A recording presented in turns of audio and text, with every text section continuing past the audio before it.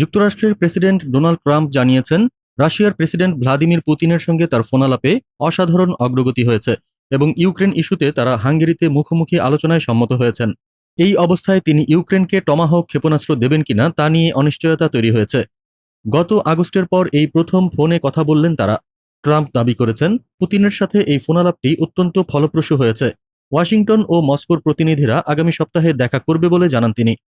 Trump বুদাপেস্টে পুতিনের সাথে তার বৈঠকের তারিখ নিশ্চিত করেননি।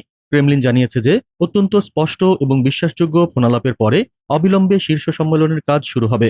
ফোনালাপের পর নিজের ট্রুথ সোশ্যাল প্ল্যাটফর্মে ট্রাম্প লিখেছেন, ইউক্রেন যুদ্ধ শেষ হলে রাশিয়া ও যুক্তরাষ্ট্রের মধ্যে বাণিজ্য নিয়ে তারা দীর্ঘ সময় ধরে আলোচনা করেছেন।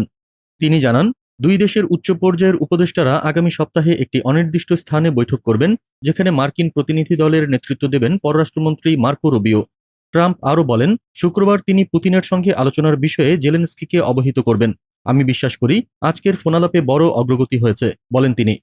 পরে সাংবাদিকদের তিনি জানান, আগামী 2 সপ্তাহের মধ্যেই পুতিনের সঙ্গে তার বৈঠক হতে পারে। পুতিনের সঙ্গে ফোনালাপের পর ইউক্রেনকে টমাহক ক্ষেপণাস্ত্র দেওয়ার সম্ভাবনা নিয়ে প্রশ্ন করা হলে ট্রাম্প বলেন, আমরা আমাদের টমাহকের মজুদ শেষ করতে পারি না। আমাদেরও এগুলো দরকার, তাই আমি জানি না আমরা কি করতে পারি। যুক্তরাষ্ট্রে নিযুক্ত ইউক্রেনের রাষ্ট্রদূত ওলগা স্টেফানিশিনা বলেন, পুতিনের সঙ্গে ট্রাম্পের ফোনালাপের ঘণ্টাখানেক আগেই রাশিয়া ইউক্রেনে রাতভর হামলা চালিয়েছে, যা প্রকৃত শান্তির প্রতি মস্কোর মনোভাবকে উন্মোচিত করে। তিনি আরও বলেন, এই হামলাগুলো প্রমাণ করে মস্কোর কৌশল হল সন্ত্রাস ও ক্লান্তি সৃষ্টি। এর একমাত্র কার্যকর জবাব হল চাপ, কঠোর নিষেধাজ্ঞা, শক্তিশালী বিমান প্রতিরক্ষা এবং দীর্ঘপাল্লার অস্ত্র সরবরাহের মাধ্যমে যে চাপ তৈরি করা যেতে পারে। হাঙ্গেরির প্রধানমন্ত্রী ভিক্টর অরবান এক্সে সাবেক টুইটারে লিখেছেন, বুদাপেস্টে পরিকল্পিত বৈঠক শান্তিপ্রিয় মানুষের জন্য দারুণ খবর। তিনি আরও বলেন, শান্তির জন্য ধৈর্য, শক্তি ও বিনয় প্রয়োজন। ইউরোপকে তার অবস্থান পরিবর্তন করতে হবে। অহংকার ও যুদ্ধের আগুনে ঘি ঢালার পরিবর্তে আমাদের রাশিয়ার সঙ্গে সংলাপে যেতে হবে। কেবল সংলাপই আমাদের মহাদেশে শান্তি ফিরিয়ে আনতে পারে।